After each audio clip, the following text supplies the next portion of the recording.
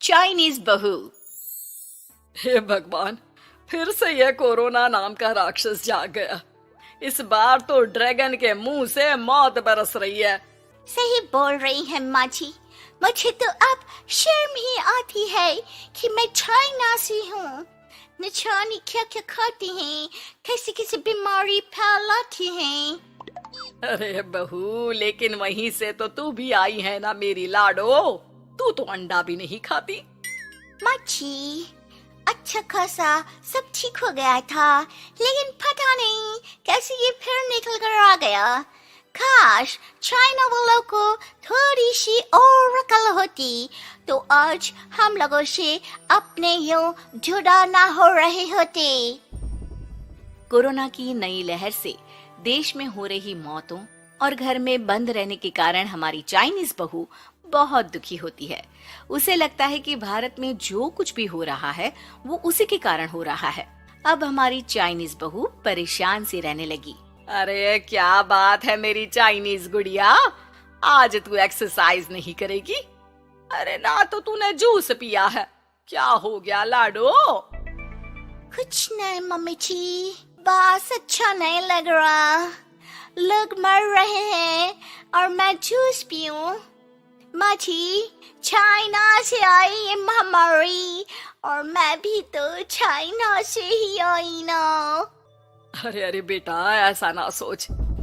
सास पूरी कोशिश करती कि वो चाइनीज बहू को समझाए कि इस बीमारी के लिए वो खुद को दोषी ना समझे, लेकिन माँ जी, मैं आज खाना नहीं खाऊंगी। अब सबका खाना बना दिया है।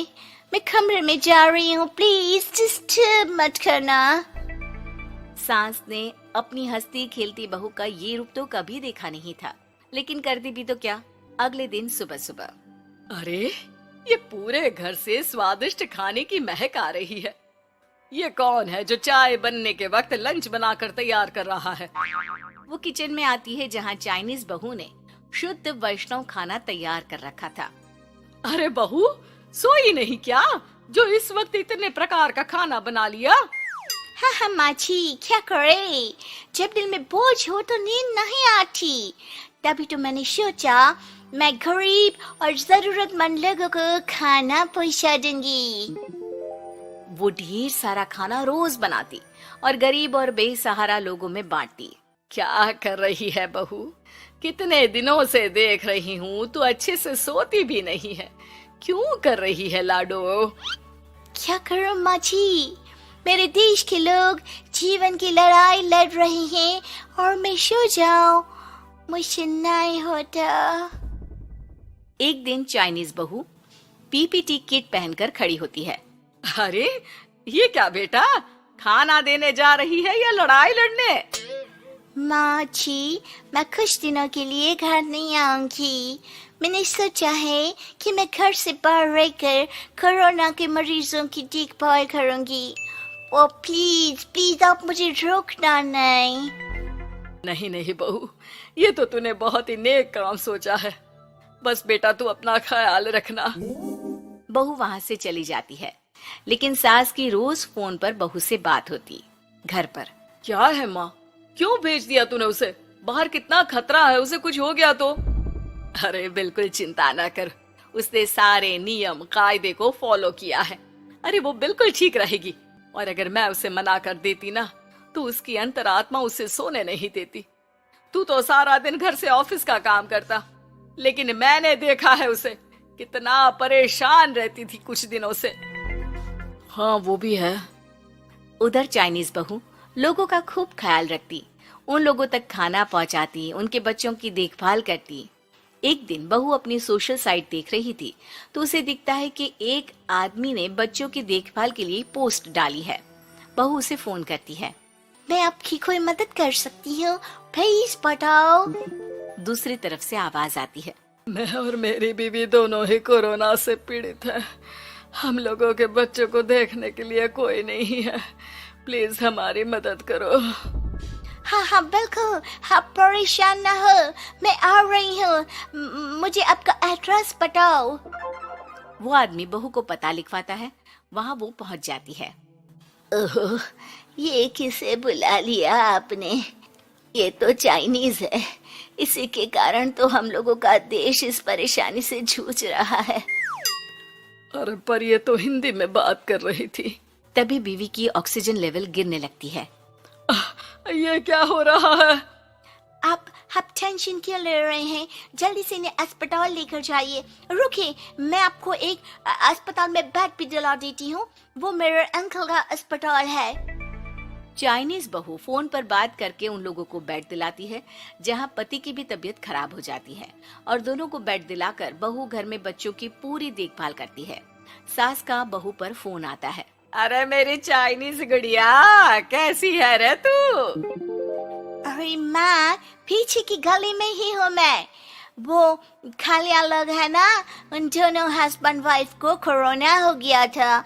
मैंने उन लोगों को श्रीवास्तव अंकल के अस्पताल में भर्ती करवा दिया है और अब मैं नमाज ही उन दोनों बच्चों का ख्याल रख रही हूँ। अरे जीती रहे बेटा, कोई जरूरत हो तो बता देना। नहीं माँ जी, सब कंट्रोल में है। बस इन बच्चों के माँ बाप ठीक होकर घर आ जाए। अच्छा माँ, इन लोगों के घर का फोन बज रहा है, मैं आपको थोड़ी देर बाद कॉल करती हूँ। लैंडलाइन में घर के मालिक का फोन था। हम लोगों की जिंदगी का कोई भरोसा नहीं है। यहाँ इलाज महंगा है और हम लोगों के पास पैसे नहीं है। जितना इलाज हो सकेगा उतना ही होगा। हमारे बाद प्लीज आप हमारे बच्चों को संभाल लेना।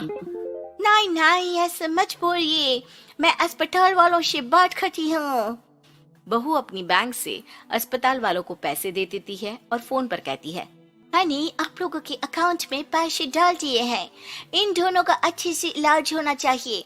पैसे की जरूरत होगी तो मैं और डाल दूंगी। सारा दिन बहू कोरोना पेशेंट के बच्चों को देखती, रात में ढेर सारा खाना पैक करके जरूरतमंदों में बांटती।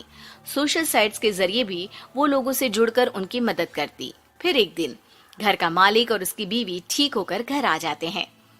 आपका बहुत बहुत शुक्रिया, मैं आपकी पाई पाई लौटा दूंगा। भाई नहीं, पैसा दिया था, लेकिन वो जब आप बिल्कुल ठीक हो जाना तो क्षमा कर दे देना, कोई बात नहीं। दोनों पति पत्नी चाइनीज बहू का शुक्रिया अदा करते हैं। आप तो हम लोगों के लिए भगवान की तरह है, आपका बहुत बहुत शुक्रिया। चाइनीज बहू बहुत खुश हो जाती है। वो घर आकर सास को पूरी बात बताती है।